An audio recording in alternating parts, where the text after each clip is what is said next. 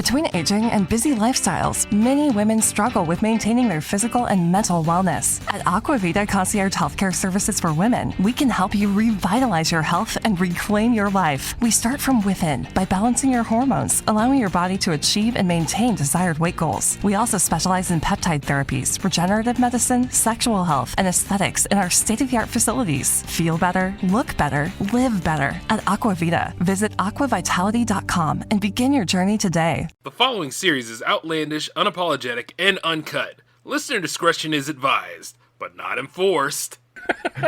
Yeah. Never know, in the future there could be mutated animals. We'll have to fight them off the food, you know. Sort of mutated bird sort of pulls up his sleeves, gets ready for a scrap. Oh, yeah. Hands off that mutant. Hands off that food mutant, Crow. That's for me. Damn right. It's them or us. By the way, look at the drumsticks on that crow. Give me your gun right quick. Yeah, exactly. I had to put a stop to the evils, but the best way to do it is we have to. Hey, 11 herbs and spices right here. Yeah, that's it. Yeah. Take one good bite, but hey, and be like, quick, Stuart, pass the barbecue sauce, bro. Pass the bar. Yeah, no, that's it. Yeah, shoot, I'm gonna find a way to make it work, bro. I think we will. We gonna survive this. Yeah, mutant bird KFC. I can see it now. Oh yes, man. Would you like biscuits with it? Shoot, that's good old biscuits. Can't go wrong with the biscuits, bro. We need those. Yeah, you need a good old biscuit, a nice bourbon. Yeah, you can go wrong with that. That's right. That's the way to really tie all this meal together, man. And you know what? I can see it now. We all having Thanksgiving, and then all of a sudden, one person has something to say. Well, you know, this is inhumane. I'm like, inhumane? Inhumane is all the hell that me and my bro here went through to get this meal. Inhumane is what exactly the struggles that went down to get this on that plate of yours. I think it's inhumane that we have this conversation. You know what? Give me that. There you go. You don't need none of this. But I'm hungry. Sure, sorry about that. Before you start that bullshit.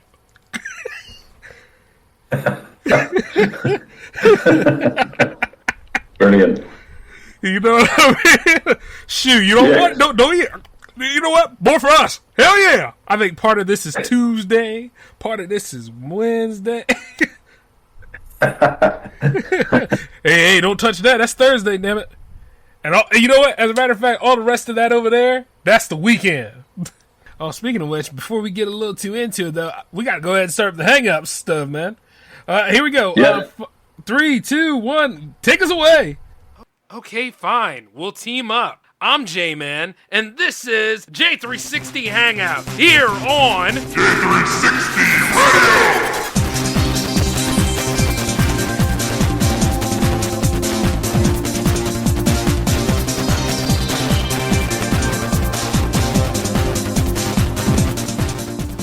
Hey, what's going on, J360 Legion? How are you all doing? This is J-Man, of course.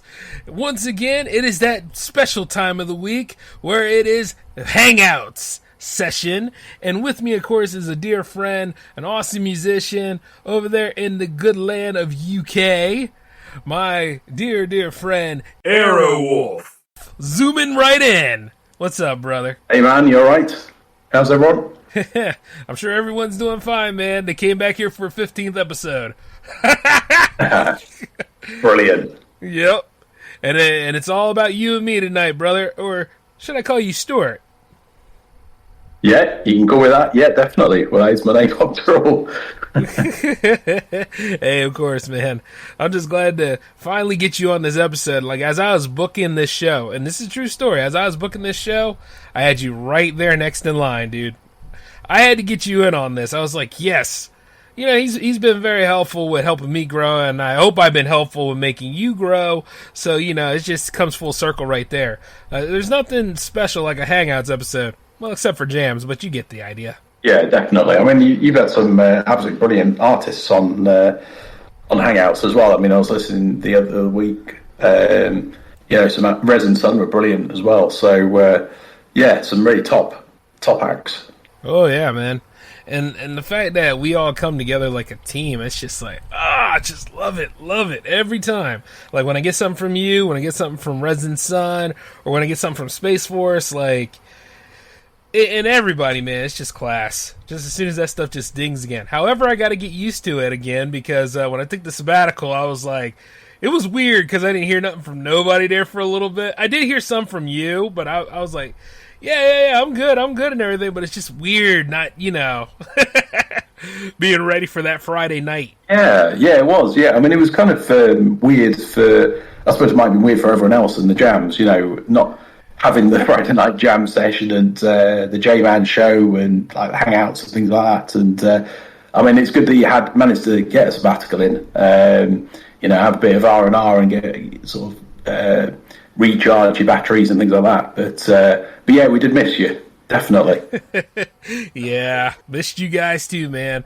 I'm like this. I'm like, something? I gotta come back. I gotta make sure I do that. Because for a while there, I was like, nothing to do. It's 10 o'clock. Like, gotta get on. Wait a minute. Things like that. I was like, wow, this is gonna take some getting used to. Yeah, I mean, I suppose when you kind of used to being busy all the time, you kind of like have that itchy feet. You think, I need to be doing something now. Or I mean, I suppose with you're kind of thinking about what you're going to do with the second series and things like that. But yeah, you kind of get that. I need to be doing something now, don't you?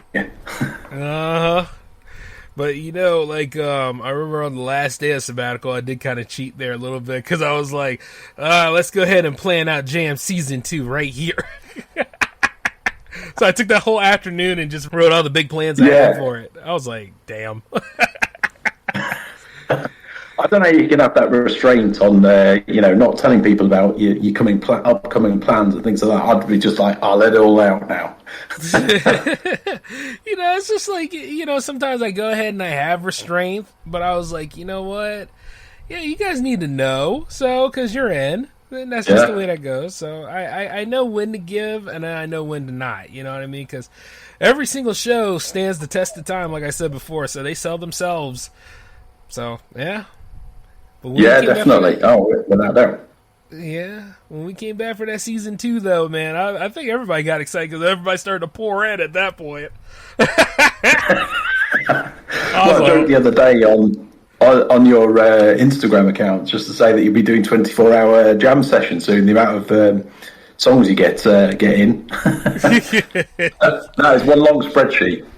It's coming, I'm sure. If not this season, it'll probably be on the third season. Yeah.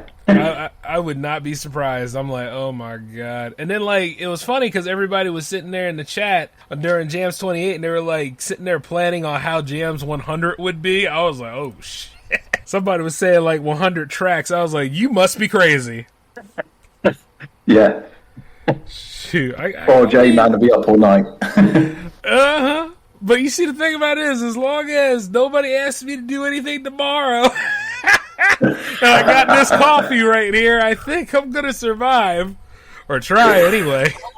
Get the matchsticks to keep your eyelids open as well, and, keep slapping yourself around the face. Yeah, you're looking like a Tom and Jerry cartoon then. Yeah, exactly. Oh, man.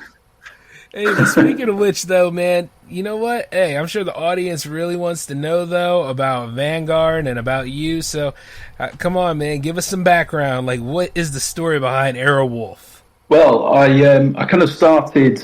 Well, I'm mainly a keyboard player, sort of by, and not a very good one at that, kind of a mediocre keyboard player.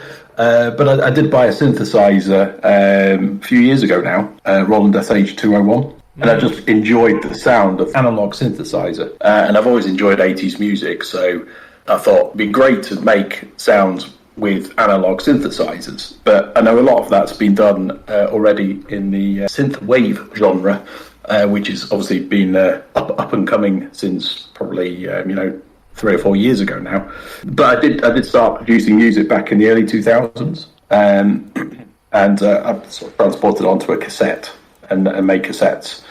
But I really got back into making music, sort of last year with the COVID-19 situation. Mm-hmm. So I just thought I'll get myself a DAW, digital audio workspace, and use my synthesizer. I've got a drum machine as well, and just get a load of synthesizers on the computer. I just started producing music with a lot of analog synthesizers, and it went on from there. My first product was the Soul EP, so it's a bit more experimental, 5-track EP. And then I brought Vanguard out in June of this year. And that's a 10-track album with 2 additional instrumentals and 1 extended mix, which is a bonus track. So yeah, I thoroughly enjoy making music. You know, it's one of those things that I just really, really get into. I see it as a bit of a challenge, but I think when you're making music and you get the finished product, and it's quite rewarding, and just getting people's general feedback on the music that I make. So I think it seems like Vanguard went down pretty well. Oh yes, that is one of the most epic albums I've heard in a long time, bro. It's on the top 10 favorites list of mine, which I'll reveal at some point. Just not right now, but it's definitely there. Like, you tease. Yes.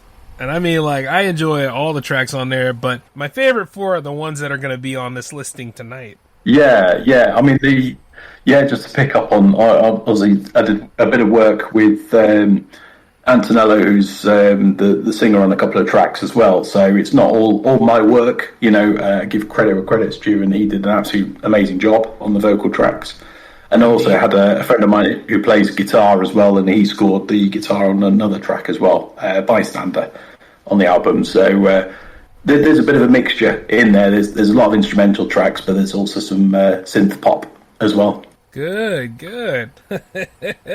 So, hey, ladies and gentlemen, when you get a chance, definitely check out Aerowolf's Vanguard album. I'm just letting you all know that. Matter of fact, I'm going to have the link to it right in the description box. But to get you all nice and set and to go ahead and get the first track of the day, it'll be almost like an Electric Dream, sort of. But it's going to have plenty of shock value, and you're going to love the riffs of it. So here it is. Your first track is Electric Dream by Vanguard. Well, not Vanguard, by Aerowolf.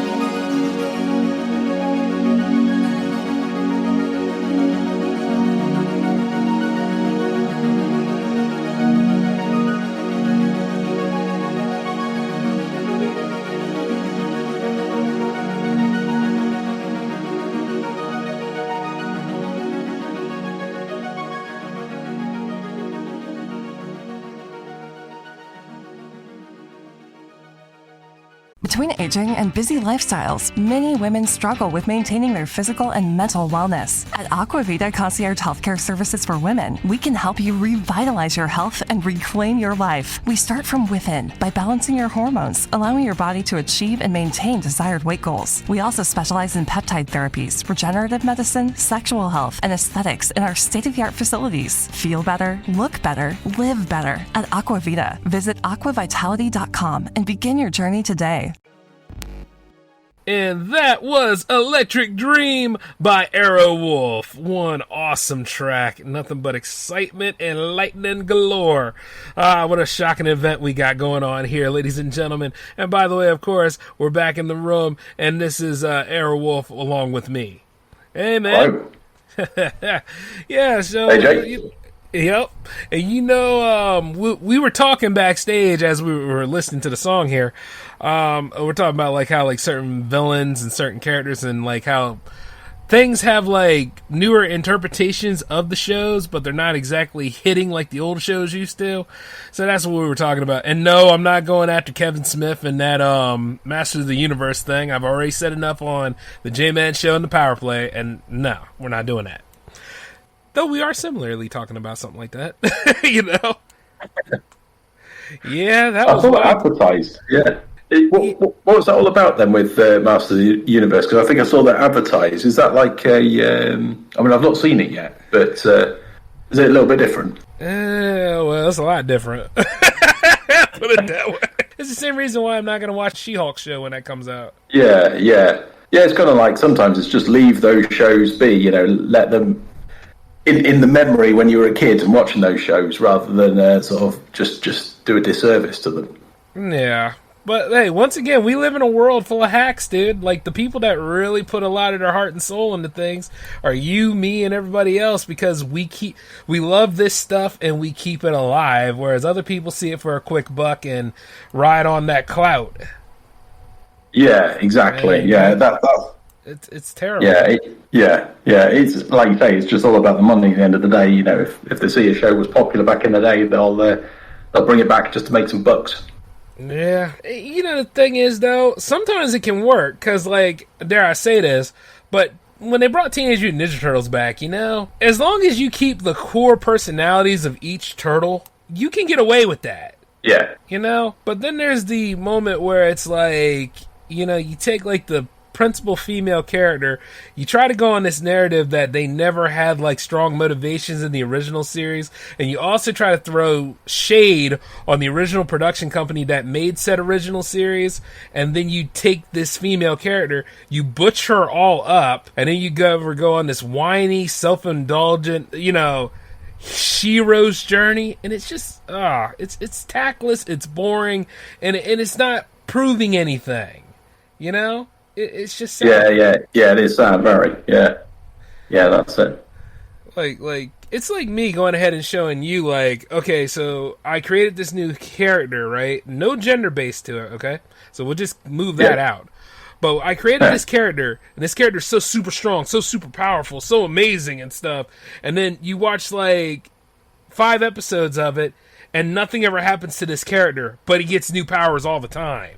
Yeah, exactly. Yeah, I mean, I think sometimes, like I say, with some of these characters, they don't put the background story behind it, and it just comes across as a bit shallow, doesn't it?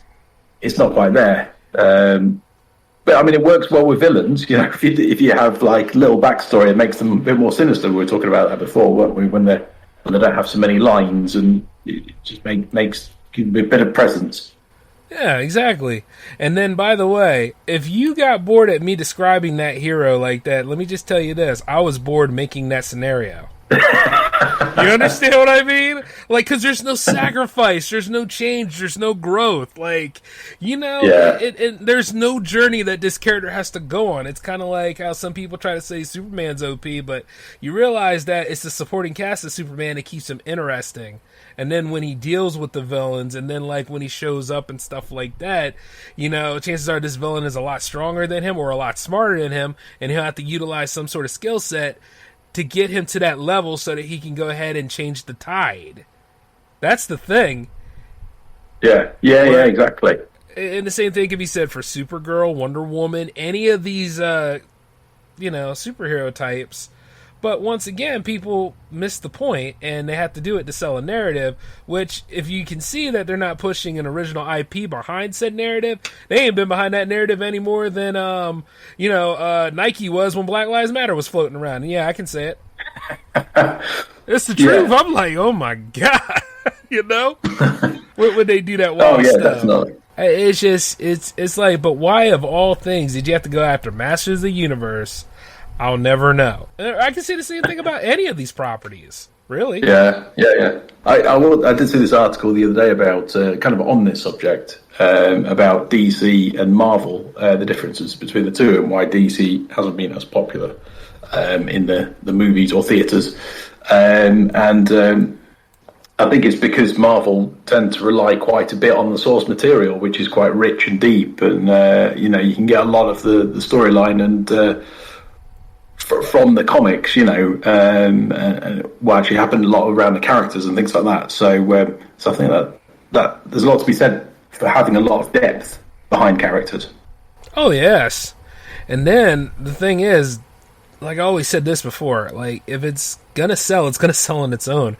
You don't need to have people in the production line throwing too much out there like that, because it will cause your film to crash. And there's two good examples. The two is the Star Wars sequel trilogy, Last Jedi, and its bastard brother, Rise of Skywalker.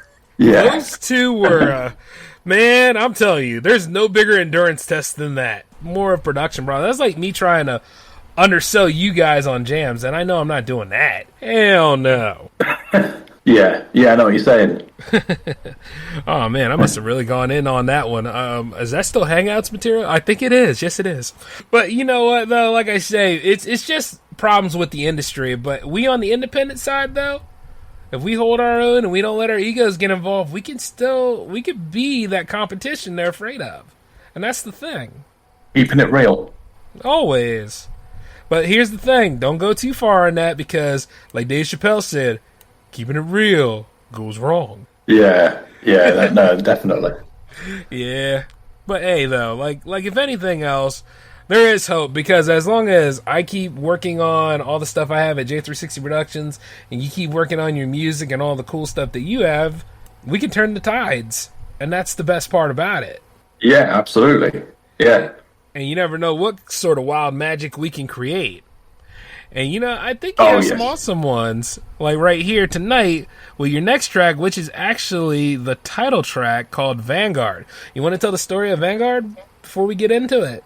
Yeah, with the instrumental tracks, try to bring a kind of an element of the story to them. So, with Vanguard itself, I wanted to kind of create the kind of the thoughts of maybe, like a sort of war situation, or with Sagittarius A-star, maybe sort of bring the thoughts of having somebody traveling interstellar in space, going to the center of the galaxy. But I wanted to try and visualize a lot of the tracks, especially the instrumental ones. So that's really where Vanguard's come from, and the definition of the word is, Vanguard as a word, is the start of something. So that's kind of where I went with it, really. Very nice. And considering all that we talked about tonight so far, we're going to start a chain reaction in the right way, my brother, because we're going to inspire a lot of people around us, and we're going to keep this whole thing burning strong with your track right now and the next song of the night, Vanguard by Aerowolf. Take it away.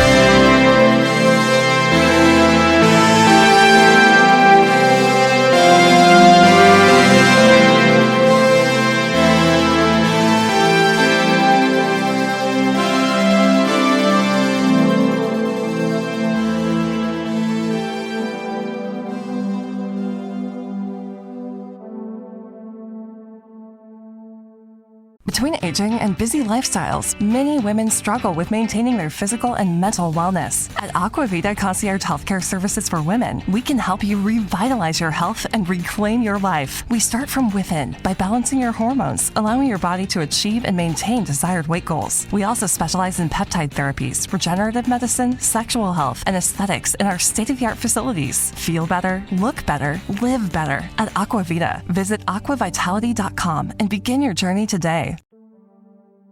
And that was Vanguard from Aerowolf. One hell of a trip, right? The galaxy can see us. And I hope a lot of you guys are inspired out there.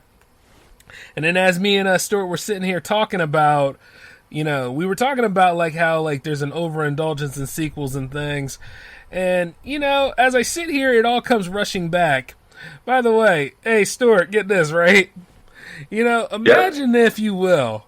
You seen Aliens versus Predator, right? You seen Alien versus Predator? The whole thing? Yeah. How hard is it to do an Alien versus Predator movie where they're just fighting? You know what I mean? Yeah, that's it. Yeah. I mean, like Alien, that's it. Predator, just putting the heat-seeking thing on and just hunting aliens. That's all you need to do, isn't it? Yeah, and I mean, even then, that took a mile to get to because they stole the guns in the first one. I was like, yo, for real? Like, there's 3 predators here. And then, like, you got the aliens roaming about. Like, this is actually alright if it ain't for the human element. Even though the human element was always there in the game. But you played as a Marine and you had a gun. And that was really what was so cool about it. But there ain't no Marines in this. There's rock climbers and expedition hunters and all this other wild stuff. From the Weyland Yutani Corp. Still finding ways to screw up. And remember, like, in the first Aliens movie, like, the plan was to bring the alien back? Yeah. In this particular film, apparently the aliens are always been on Earth at a little pyramid inside Antarctica. I'm like, ain't this some shit? This movie is ridiculous. You can't put it nowhere in no continuity. It's just like Highlander. It's just there. It's like when they were thinking of the story, they were all sat around the table going, what would be a good idea? Yeah, let's do that. That's a terrible idea, guys. I'd be that one dude saying, "No, you want this show to fail, don't you? What the hell is wrong with you? You stop this shit this instant." Oh man, that'd be some wild stuff, my dude. And the fact that they not did this, but they didn't do this once, but they did it twice though. That second Aliens versus Predator with that Pred alien in it. Yeah. Terrible film. It's bad in terms of aesthetics and screenwriting. That's why it's how you got to put a stop to it, man. That's why we will never ever get a decent sequel in neither one of them franchises. Yeah, I know. That's it. I think they just need to learn when to stop. Maybe like say after the third one, just call it quits. But hey, would you want another Blade Runner movie though? That's the question. Ooh, that is a good question. I don't know. I mean, I think the first Blade Runner was just. The second one was it 2049. I mean, it's a decent movie, but it wasn't quite a patch on the original. I think it's just not only was it the story, but it was also the art, the aesthetic. It was all. It's a great movie, wasn't it? Really, it's quite hard to replicate that. Yeah, everything that Cyberpunk 2077 wanted to be. Yeah. It's true, that's it. Yeah. Yeah. I mean, it's amazing. Letting the audience know that. I'm like, it's truth though. I'm right. But anyway, go on. Yeah, I was just going to say, it's amazing to think that movie was produced in the early 80s as well, considering the amount of special effects, isn't it, and etc. It came out at the right time, dude. Came out at the right time. Oh yeah. Right time, right soundtrack, and just, I feel for Roy. I really do. Yeah. See, and that's how you do a villain, too. I mean, he did a lot of immoral things. But he also knew the value of humanity to a point after he saved Deckard. So, and it was all because he wanted more life. He just wanted a longer lifespan. Yeah. I mean, it's quite a nice twist at the end as well, because you weren't expecting that to happen. He was always a bit of a threat in the movie, and you just weren't expecting him to save Deckard. And then obviously shut down at the end, that poignant scene. Yeah. Quite iconic, isn't it, in cinema, that scene? Yeah, it is, actually. It's very, very sweet, man. I really do like the way it was with that one. Very poignant and poetic, you know? Yeah, Get you thinking. But, go on. Yeah, it just made you feel kind of a bit of empathy towards the replicants and things like that, you know, how they were, I suppose they're treated differently to regular humans. And, I think it just, you just felt a bit sorry for him, you know, especially considering he was the main villain in it. But it's quite a nice twist at the end. Yeah, I'm still thinking about that, man. Like, that was actually a very beautiful scene, too. I was like, yeah. Yeah, yeah, definitely. I mean, because to be honest with you, like, the replicants they're pretty much there to make our lives easier, and they go and they do the assignments that we don't want to do, and then in some cases, like, fighting in wars and doing all that extra stuff, because that's what Roy was talking about. So, yeah, you know? Makes you wonder what happened when we actually get some functioning ones roaming around here. Maybe they could do a prequel to Blade Runner, couldn't they? They could do one with Roy's adventures before. Obviously, it wouldn't be as good. It wouldn't be using that name, but before the Blade Runner. Be interested to see what he got up to at Tenhauser Gate. Yeah, and then the thing is, maybe that's really good. He won't be using the same name, but eventually, maybe he'll develop awareness and stuff, and then that'll be the name he takes. Yeah, I like that. Yeah, sounds good. That would be awesome as hell. Especially the way to work that out. But see, once again, we're talking about doing something in an established IP. But the thing is, we're doing it right. We're doing it right.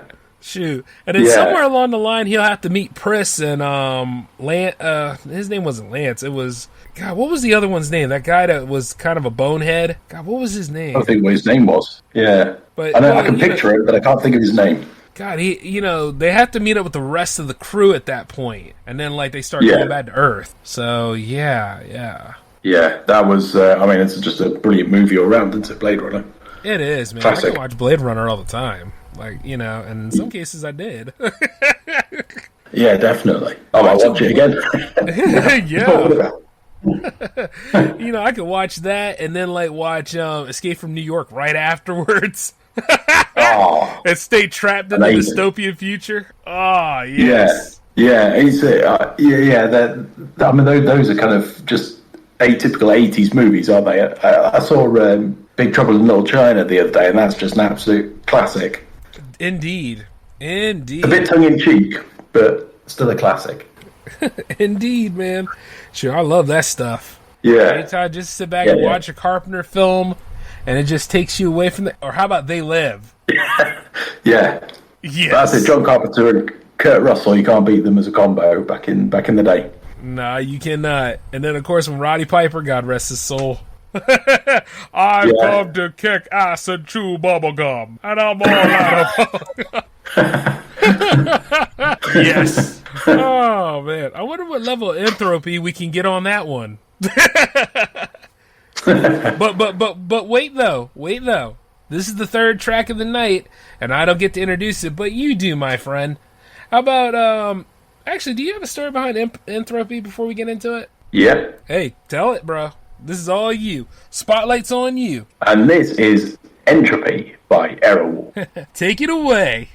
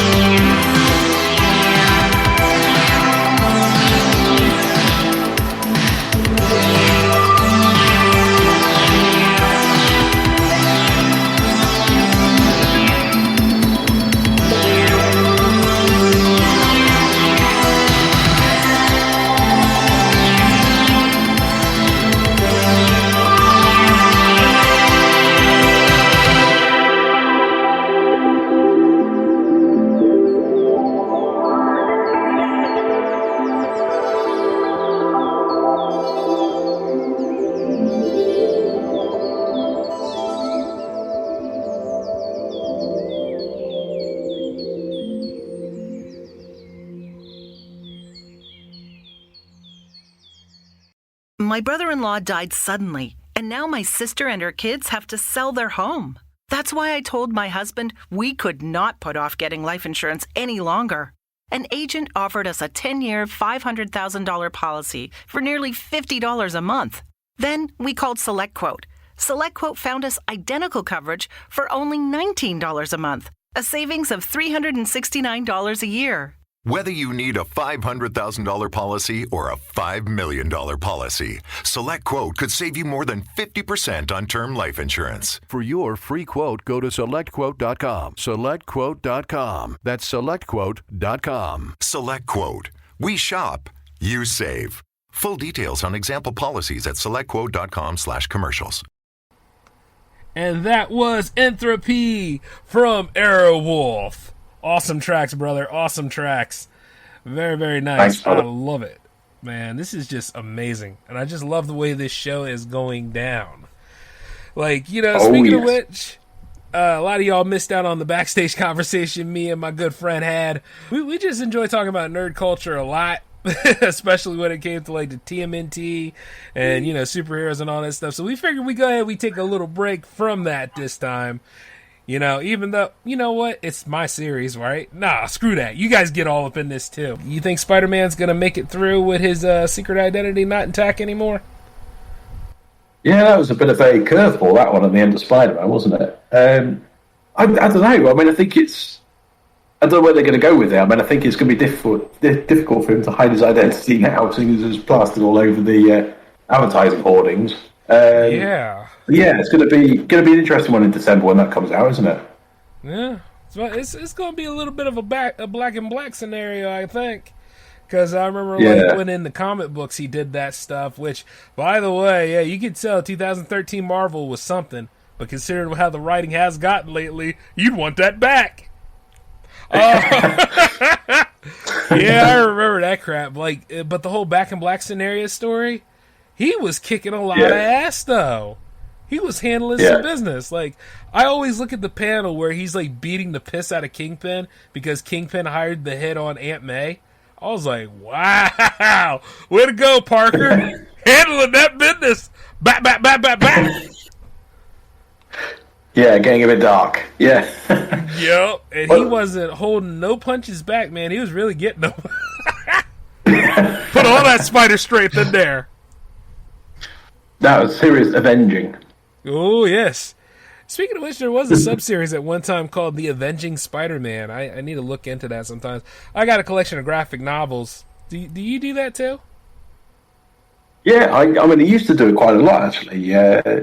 Sort of back in the day, I used to collect quite a lot of graphic comics and just generally comics as well, X-Men and a lot of the Marvel stuff. Ooh, and I tend nice. to move towards You my brother for life, man. Isn't that something? Like every Hangouts episode, like I'm meeting more of my people, and I just know this: we squad now. Yeah, definitely. Yeah, I think all that X-Man issue 1 somewhere. You know, the X-Man from the it was Cable, like a younger version of Cable. Issue 1 somewhere in the house in one of those plastic wallets. Wait a minute, you do? Yeah. Hey, you know, next time you see that, you got to put that somewhere safe, because I'm sure that thing's probably worth money now. I'm sure there's probably some bankable dollars you can get on that. A little quid, if you will. Yeah, I bought that back in the 90s, I think. It was the crossover. I can't remember what the crossover was called now, but yeah, X-Man issue 1. Yeah, I've got that. Got that somewhere. I'll have to dust it off. Oh, yeah, but don't dust it too much, man. Some of that dust is probably income. Yeah. That's what I tried to say with this first Hobgoblin issue I got of Spider-Man. Oh, yeah. Yeah, I actually do have like the first Hobgoblin issue. I was like, yeah, buddy. Oh, nice. Shoot, what was that dated? Oh, God, that had to have been like in the, it's either in the 60s or the 70s, because John Romita Sr. was actually doing the comics at the time. I want to say it's the 70s. Yeah, it's got to be 70s or 80s, one of the two. Oh, see, now I put a whole nother decade in there, but it's got to be 70s. It's got to be. Yeah. He didn't come out in the 80s. It had to have been the 70s. Probably sounds about right, yeah. When Hobgoblin came out, yeah. Mm-hmm. Wow, amazing. Yeah, man. That's why I don't even want to. I don't even want to look at it now. I'm just gonna let it sit there, let it go ahead, and just get all nice and yellowed, so that it can become green in about a little bit. I'll probably retire off of that. That'd be one thing to see. I was about to say, if it goes yellow, it would go similar colour to my Sega Dreamcast when I had one. When yellow. Oh, hey, wait! You got Dreamcast too, man? I did have, but as I said, it went yellow and it decided not to work anymore, which is a real shame. I used to enjoy playing Power Stone on that and some of the other classics. Oh man, that hurts my heart, man, because there ain't nothing like a Sega Dreamcast. Oh no, tell me about it. Whew. Just as soon as it comes on, Yeah. There's cartridges used to put inside the controller that had the little graphic on it. That was quite a nice touch, that. Yeah, the VMUs, I think they called. Yeah, that was it. Yeah. Where has the time gone, man? I'm ready to go back to the point where I didn't have responsibilities. Damn. You know what I mean? I hear you. Sometimes it's like, I want that time back. The carefree days. Yeah, sit back, play some Sonic Adventure, and be like, Eggman, you asshole. Things like that.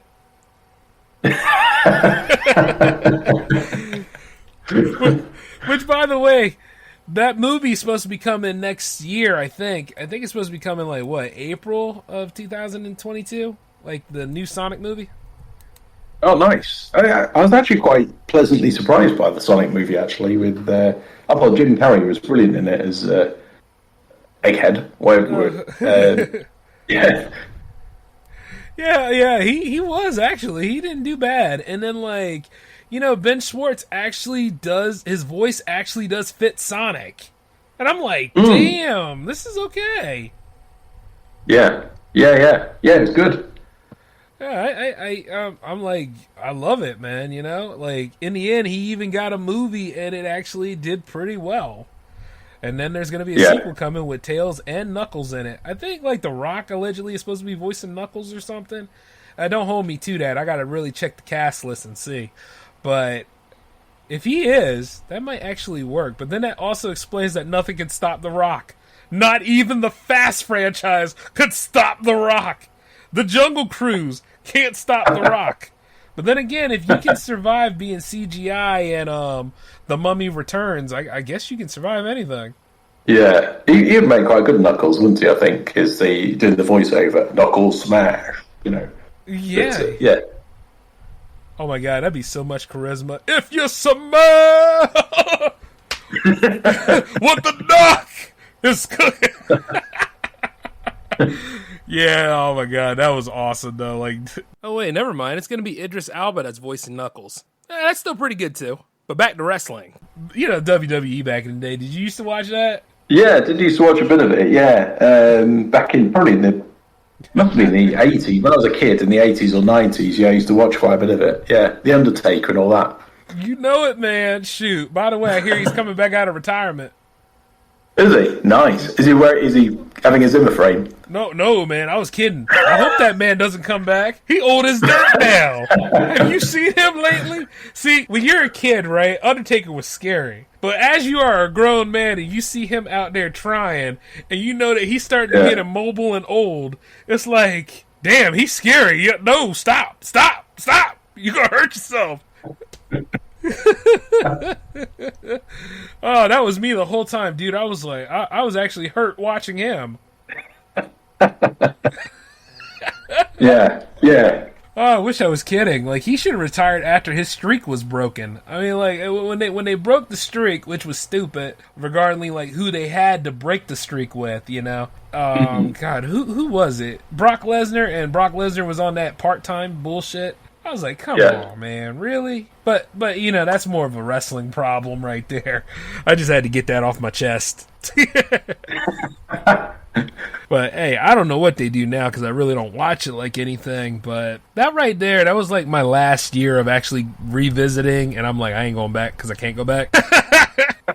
So that's what it'd be like sometimes. You know, I'm sure you've seen it, like where you used to watch certain things, but you can't go back to it anymore. Oh yeah, definitely. Kind of leave it in the kind of in your memory as something good from your childhood. Definitely, yeah. It's like I tried to watch the from the 80s, the A-Team, and I was thinking, gee, some of this acting is quite truly terrible, but you know, it's a bit tongue in cheek, I suppose. But when you were a kid watching it, you thought, oh, look at those stunts, they're amazing, as they fakely jump over the camera. Yeah, man, it's a whole different world now. I was like, shit. Why I had to grow up, man? Why I had to learn filmmaking so I know all this crap? Stop! Yeah. I can't believe I seen too much. All right, the same thing can be said for like when you see like like the A-Team, like you said, and then there's also there was also this show I used to watch all the time, way back in the day. I don't want to say it's I Dream of Jeannie, even though I can't really nosedive into that too much either, you know. But it's another show that used to come on, and I used to watch it a lot. I think it was Law and Order: Criminal Intent. Oh yeah. Because like after a while, I learned how to write dialogue, and then there's sometimes where the dialogue is really bad. It's like, oh God, why did I take that screenwriting class? Shit. Oh. I can't enjoy this episode. Like, a few of my episodes, I can't even enjoy anymore. And then the same thing can be said for Columbo. Like, the way they kind of directed the episode, and it's like, nah, son. Nah. Yeah. They always had that, I've got one more thing phrase, didn't they, at the end? You know, when the kind of the person thought they were going to get away with it. Oh, there was just one more thing. You nicked. Yup, he got him. Yeah, exactly. Yeah. Well, I mean, at least that was like the charm, though, you know. But everything else was just so bad. Like that one episode where he had to find the Commodore's killer, and I was like, "Oh, okay, this couldn't be that bad." But then all of a sudden, the filmmaking side of me came out and said, "Hey, man, you see that technical work right there? That's awful, isn't it? If you look in that corner, you see like somebody in the crew. Oh my God, this is kind of horrible sound work, isn't it?" I'm like, "Oh, stop!" You know, things like that. Also, why did you never got to see his wife? You always talked about his wife, but you never got to see it. Like, that's strangely. true. Well, you know, that was actually one of the most clever things they've done, because I guess they had a hard time trying to figure out who to cast for his wife, and then they'd always have to bring like that person back if she was needed, you know. Yeah, true. So that's why it works in subtlety. Like if like say like if there was a J-Mass sitcom, chances are I'd mention my girl a lot, but you never see her. You know what I'm saying? Yeah. And then maybe like if there's a final episode or something, you probably see her show up, and then like she'll say all the things she needs to say, and like, yeah, he's mine, and then she could drag me off by pulling my ear or something like that. And then that's the last episode. Yeah, comedy effect. Yeah. Yeah. But you know, that'd be the way to work for that, and not mention the tone for the show. But you see, like, it's just all about being clever, and once again, like I said before, using subtlety. So. Yeah, definitely. But yeah, with Columbo though, you never saw his wife. That's the wildest thing, but it kept you interested though. Yeah, it was kind of one of those strange ones, especially when he was kind of talking to her on the phone, and you're kind of thinking, you're not really married, are you? Just yeah. Come on, Columbo. He definitely was married, because there was that one time they were on the ship, and he said, "Lieutenant, your wife is over there." He's like, "Oh yeah, okay." He goes, that's it. Yep. He was definitely under the thumb. Yeah. But, you know, the thing is that makes the charm up, right? I mean, that's how it goes. See, I'd like to say this. Could you imagine me giving advice and saying this?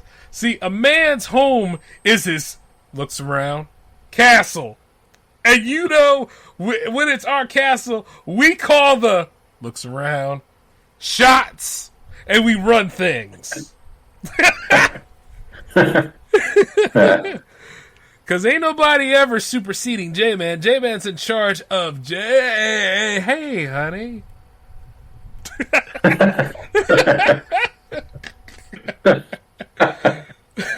That'd be wild as hell. Oh man, yeah, that joke's definitely on the house right there, brother. But as I go about saying it though, it's just like it's just amazing to see like how we grow as creators though, and then we start creating products and we look at like some of the stuff from our past. It should inspire us to create newer things for the future, which is like I always say that I'm like, instead of just taking things and burying it under something already established, just go ahead and create something new, give it that extra push, and it might actually become an icon in its own for like 20 years on end. Vanguard might become like akin to like Michael Jackson's Bad. Whereas your next one, if you are making a next one, could be akin to Beat It. Or not Beat It. Yeah. Thriller. It's like, it's all about growth, and it's all about how you become more of a creator and, incredible at what you do. But number one thing is you gotta love what you do. A lot of people don't love what they do. They just want to make money. They just want to, abuse something.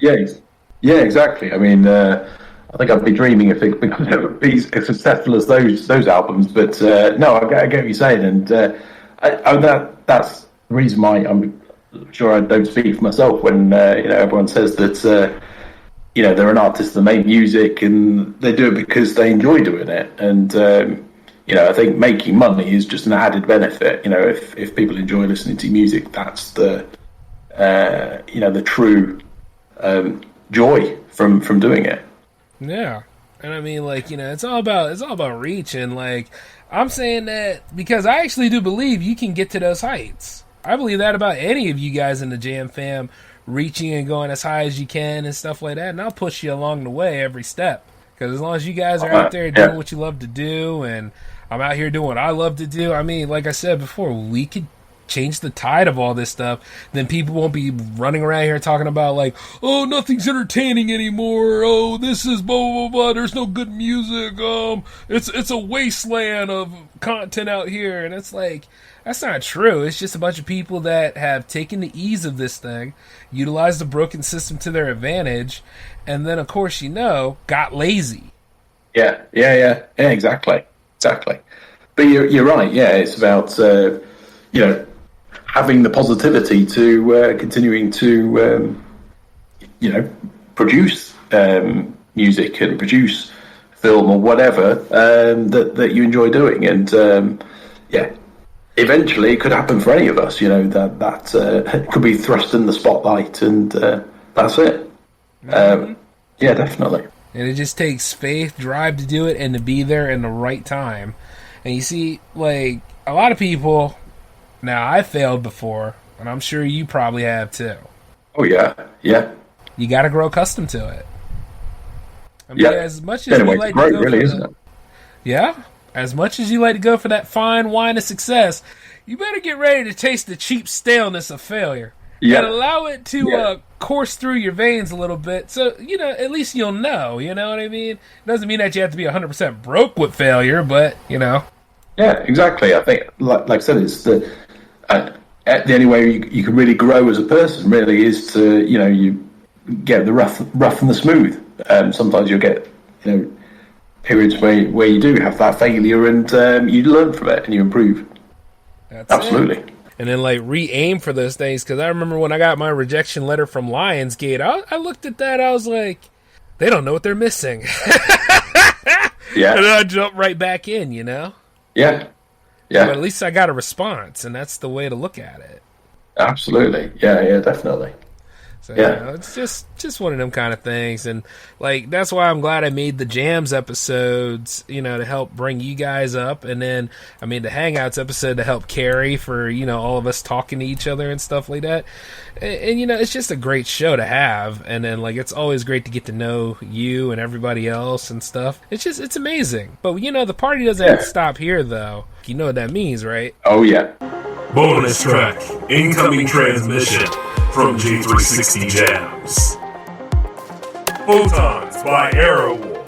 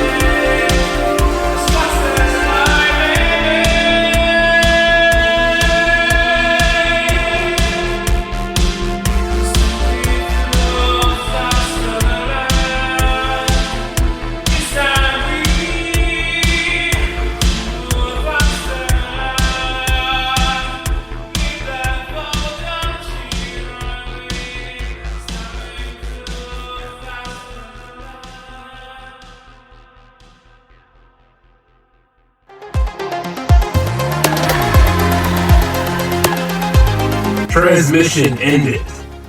Thank you, J360 Jams. See you next Friday. Along with me again is Stuart from Aerowolf. What's up, brother? Hey, brother, you all right? Yeah, I'm doing good, man. But, we're reaching that pinpoint there, getting to the end of all things. Man. Yeah, I know, right? Hey, you want to tell everybody what's next on the docket for you, man? Like, what's the next moves for Aerowolf? If you want to give us a little tease. Yeah, so I'm working on my second album, and I think I've scored about 5 or 6 songs now. So I'm looking at about 8 to 10 track album. Probably go with 10 at the end. But yeah, I'm using some different synthesizers, although I'm sticking with analog synthesizers. But I found some newer ones that will be featured quite heavily on this album. But the first track from the album will be out on the 13th of August on Spotify, which is called Sideswipe, and it's out a week earlier on Bandcamp as well. So not long now for that one to come out.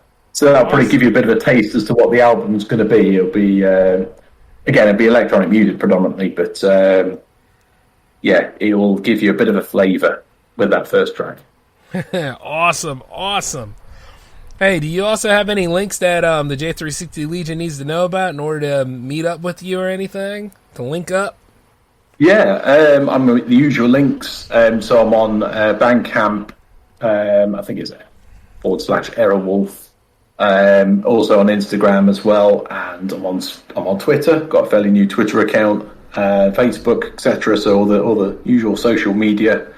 That's where you can find me. Nice. Well, Stuart, man, this is amazing, and I think one way or another we done finally bridged the gap here. J-Man's reach is getting longer every time. I'm just.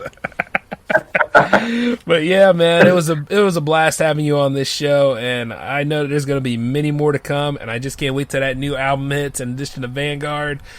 Like, this was just a great episode, brother, and I really appreciate you coming out for this. Likewise, thanks for having me, brother, as well. That's it's been a great session. I've really enjoyed it.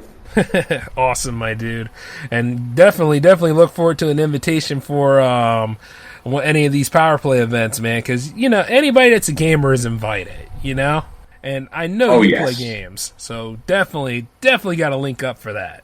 I'll be on that, yeah, definitely. I'll be Hadoukening all the time, probably with the rock wheel. Oh, hey, now watch out, because like I said, I'm pretty good at my sure you can, and then we both have to watch out for Space Force, because that man probably sleeps with a paddle in his hand. Shout out to Space Force, by the way. Definitely.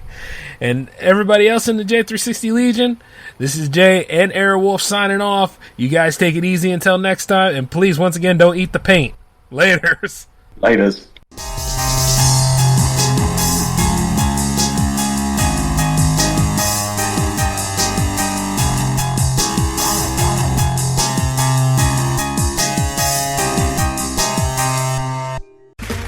Okay, round 2.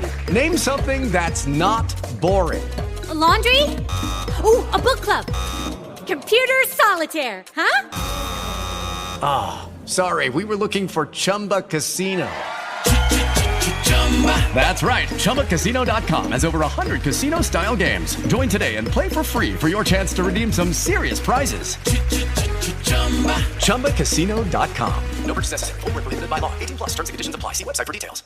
With the Lucky Land Slots, you can get lucky just about anywhere. This is your captain speaking. We've got clear runway and the weather's fine, but we're just going to circle up here a while and get lucky. No, nothing like that. It's just these cash prizes add up quick. So I suggest you sit back, keep your tray table upright, and start getting lucky.